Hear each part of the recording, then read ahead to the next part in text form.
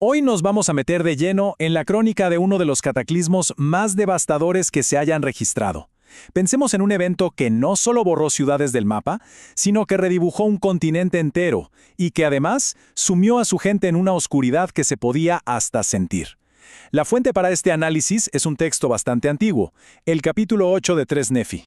La historia arranca con una fecha muy precisa y, la verdad, bastante ominosa. Habían pasado ya 33 años desde una señal que se había profetizado y el año 34 apenas comenzaba. Digamos que el tiempo de las advertencias ya se había acabado. Así que esto no es solo el inicio de un año más, es un verdadero punto de no retorno.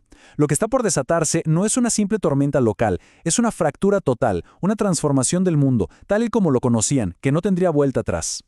Bien, ahora sí, entremos en materia. Justo antes del colapso, ¿cómo estaba la sociedad? Porque la fuente nos pinta un cuadro de una civilización que estaba, literalmente, al borde del abismo. A ver, el tejido social estaba completamente roto. Ya no había una nación unida, sino tribus enfrentadas entre sí. La corrupción era el pan de cada día, y para colmo, una sociedad secreta, los llamados Gadiantónitas, movía los hilos desde las sombras.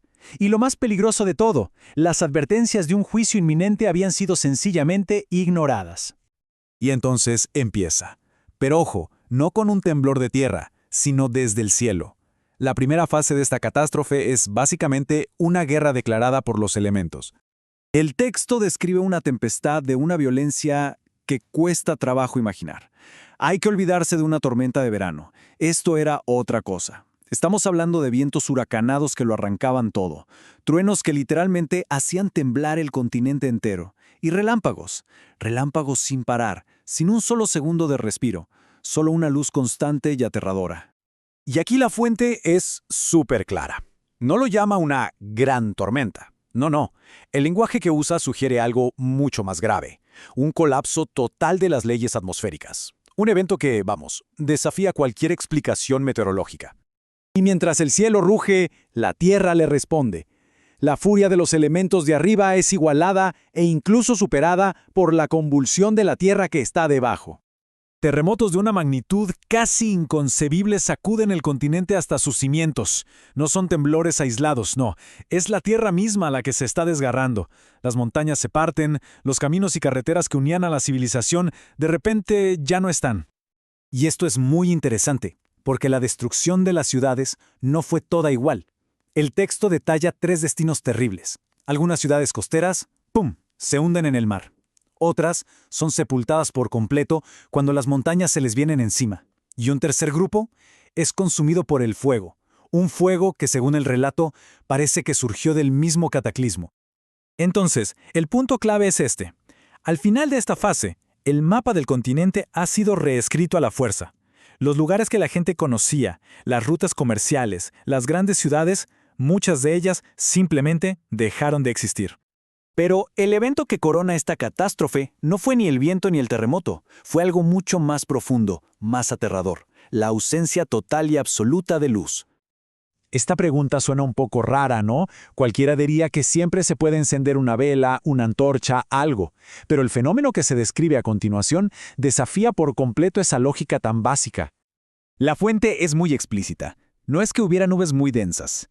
Es que toda fuente de luz se había extinguido. No había sol, no había luna, no había estrellas. Pero lo más increíble, lo más aterrador, es que no se podía hacer fuego. Ni una antorcha, ni una fogata, ninguna chispa prendía. Esto nos lleva a pensar que no era una oscuridad normal. El texto la describe como vapores de tinieblas tan espesos que se podían sentir físicamente. Una oscuridad tangible, pesada, que oprimía a la gente. Y esta oscuridad sobrenatural, palpable, total, duró 3 días enteros. 72 horas de ceguera absoluta, donde lo único que se oía era el lamento de los sobrevivientes y el crujido de una tierra que todavía se movía. En esa oscuridad total, enfrentados a la aniquilación, las defensas de los sobrevivientes simplemente se vienen abajo, y el miedo da paso a una reflexión terrible y muy tardía. Aquí vemos el trágico contraste.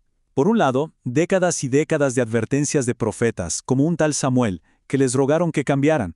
Por otro, la devastadora realidad, la destrucción exacta que se les había anunciado, estaba ocurriendo. Y es ahí, en medio de esa oscuridad física y espiritual, que se escucha un lamento colectivo. La gente empieza a gritar, ya no solo de miedo, sino de arrepentimiento, reconociendo en voz alta que habían ignorado a quienes intentaron advertirles. Es un momento de lucidez brutal. Y bueno, después de la tormenta, los terremotos y la oscuridad, ¿qué es lo que queda? El capítulo termina pintando un panorama desolador del mundo que sobrevivió. El reporte del día después es demoledor. La población diezmada, miles de muertos. La infraestructura en ruinas. La economía y las comunicaciones totalmente colapsadas. La sociedad, tal como la conocían, ha dejado de funcionar. Está paralizada. La imagen final que nos deja la fuente es la de un continente en un silencio casi total. Un silencio de muerte, de shock y sobre todo de espera. La gente está dispersa, aterrorizada, aguardando en la oscuridad a ver qué es lo que viene ahora. Y esa es la pregunta que queda flotando al final. Después de que el estruendo de la destrucción se apaga y solo quedan los lamentos, ¿qué nueva voz podría romper ese silencio y esa oscuridad impenetrables? Bueno, la respuesta está en el siguiente capítulo de La Fuente.